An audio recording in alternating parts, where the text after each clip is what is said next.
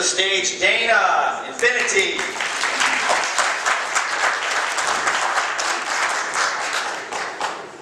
Good afternoon. The data storage industry is not meeting the needs of millions of consumers and businesses. I'm Dana Gelman with InfinitD, and our team has come together to uncover an underserved market. Today we're going to present to you an opportunity we're going to propose a new business model to you for consuming data storage. The need for digital storage is growing exponentially at 50% a year. I'm sure we all can attest to this. The question is, where is all of this going? It's becoming impossible to manage. You might be thinking the cloud. However, for 6.8 million small businesses, the cloud is broken. It's broken for speed, it's broken for privacy and security. Let me tell you a fast story about an article I read in Forbes magazine. There was a photographer, let's call her Helen. Helen had 500 megabytes, which is a reasonable amount of images for a photographer to upload. She tried to upload it to the cloud. She started in November of 2012. 6 months later, by May of 2013, it was still uploading. So she spoke to Carbonite, her provider, and they said, yes, in fact, this is the max speed. So the fact is, it takes 72 hours to upload a 60-minute HD video to the cloud and 10 minutes to a local device. There's an issue here. The local device hasn't been the solution either. And the reason is that people don't have a storage strategy. People don't have a storage strategy. We know this because we spoke to many, many clients and small businesses and so on. What we're going to offer is what feels like infinite storage. It feels like infinite storage. We're going to put our clients in the newest technology on one device.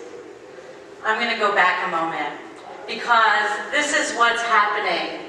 The multiple devices. People are going out, the pattern of their behavior. So they go out, they need storage, they buy for the future, and they're stacking up and they don't know what's there.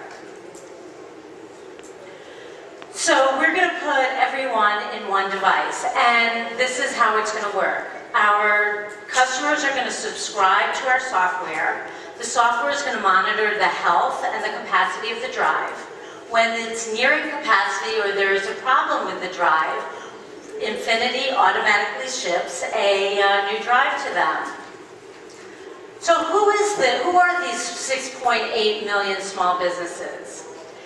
The user is not, this isn't for everyone. This is for large data aggregators. This is for the SOHO market, small office, home office.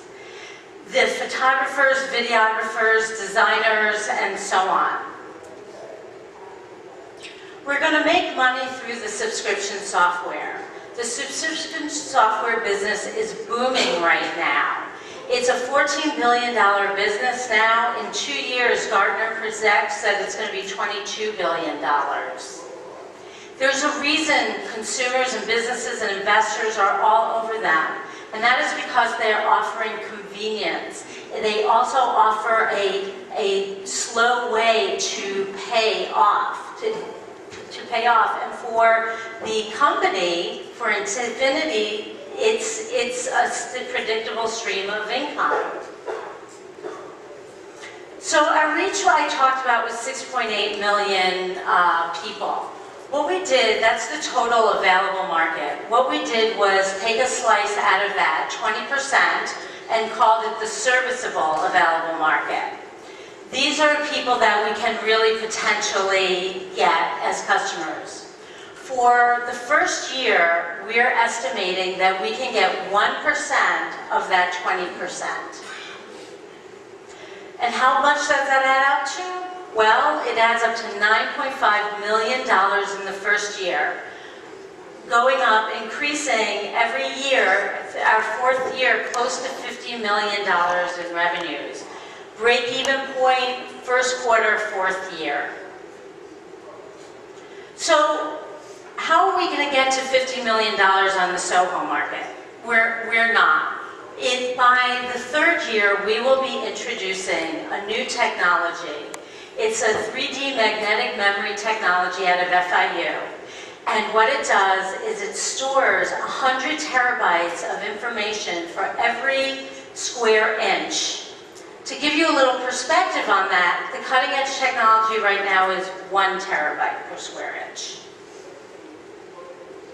Now we can go into enterprise. Now we can get from big data and disaster recovery close to $200 billion in business in the next few years. It'll reach that. Who else is doing it? Well, we have our cloud storage providers, and they're providing unlimited capacity and convenience. And then you have your device companies, in which are offering security, privacy, and speed. But only InfinitD is offering both. We're going to get our customers by going to where they work. For the Soho market, our sales channel will be exclusively online. This is a very techno-savvy market. They're large data aggregators, after all. So we're going to use many social media tactics, as well online tactics, as well as offline tactics through professional organizations and events. Then, when we get to the 3D technology, we are going to again go to where they work, and we'll install a sales force to reach out to IT people. Who are we? Well, we are a team that is interested in taking this beyond this competition. We have 10 out of 10 of us have bachelor's degrees, 8 master's degrees, 2 PhD candidates. We have credentials from Showtime and Motorola to Carnegie Mellon to Pearson Publishing. Half of us have been in our own companies, and our mentor CEO has successfully taken an exit from a startup. So, current milestones. So far, we've done a lot with no budget.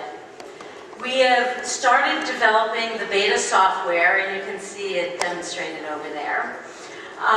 We are participating in a Thunderclap campaign, which is crowd approval.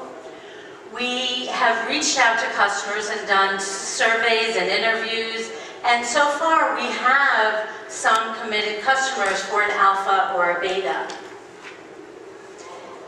We're going to take these accomplishments and move forward to initially getting into a South Florida incubator and our first year of customers. Then later on to prototype the 3D magnetic memory, and we're hoping that our core staff will be social media influencers along the way. InfinitD, data storage without limits. We have the opportunity today to be involved in a disruptive and scalable business and a world-changing business tomorrow. Thank you.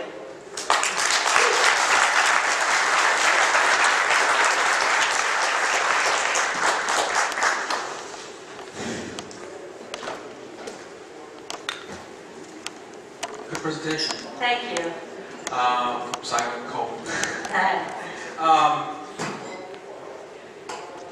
I'm curious, why does it take you 3 years, a third quarter, or fourth quarter, or third year, whatever, to break-even analysis when you're charging for the device and a subscription? So if they're paying for the device and you're getting a subscription, why does it take so long to get to break even, especially when you're starting off with equity financing of $750,000? That's a very good question. I'm going to have my head of finance answer that. Okay. Hi. Good afternoon, Arnold Arguez. For finance? Yes. Okay. Head of finance. We are basically having two options. We are starting off with the software, and then we're including the new technology. In the first years, we are going to present a really strong marketing tactics. Basically, we're going to go to social media and stuff, and so we are going to basically invest a lot in marketing, in sales strategies. So that's taken a lot away from our revenue. Therefore, on the first 3 years, we are accounting a lot for that, and that's why we are basically having our break-even point.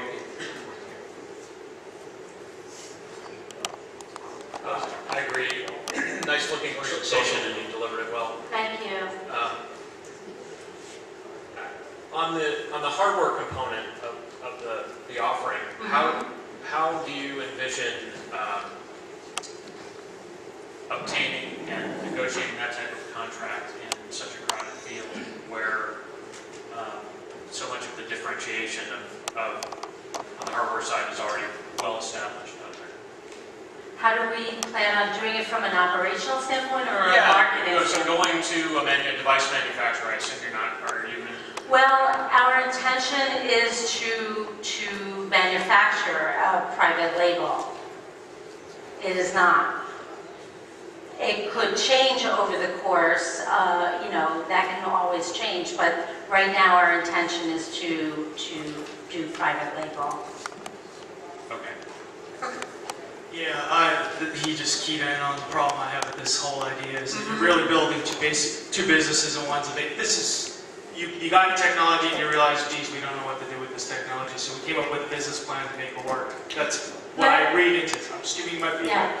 Yeah, but in terms of the technology itself, there's solid-state drives right now that are very fast, very efficient. I'm just wondering, how do you compete against Fusion IO, Net Appliance, EMC? There's like a million. Even Intel would be interested in this whole idea. So, Okay. I mean, these are giant companies. So the idea that you're going to build the product scares me. The idea that you might license the product to somebody else to build, that would make me a lot happier. right. And that was certainly something that we considered. We were driven to start a business after this competition, and our goal was to be in business to be shipping products within 6 months of startup. This is giving us the opportunity to get in, to build a brand, and to secure some customers. Your point is very well taken, though. I'm kind of interested. I'm one of those people that has several external devices on the shelf, in my closet. Me too. I mean, you make it sound like it's very simple, plug and play, which I've never found it to be. Can you? So I'm interested. You didn't target me. You're targeting probably professionals that know how to use those devices. Your livelihood depends on them maintaining their databases. So I can see that as a market, but I don't understand why I'd be excluded from the market. I do think that this would be easy for you too. In the design, you're going to be plugging in. Customer experience is going to be a huge factor in this company. So anything from customer service to the instructions that you get are going to be simple, and same with the usability of the product, the user experience. Thank you. Thank you. I was just going to add, I think, and just adding to that, it doesn't necessarily exclude users like yourself. myself from using the product. I think initially those users, as well as like the photographers, videographers, experience the most pain, especially with the download and upload time. So it was a clear, a clear problem for them that they would definitely see the use in something like this. All right, let's hear it for InfinitD.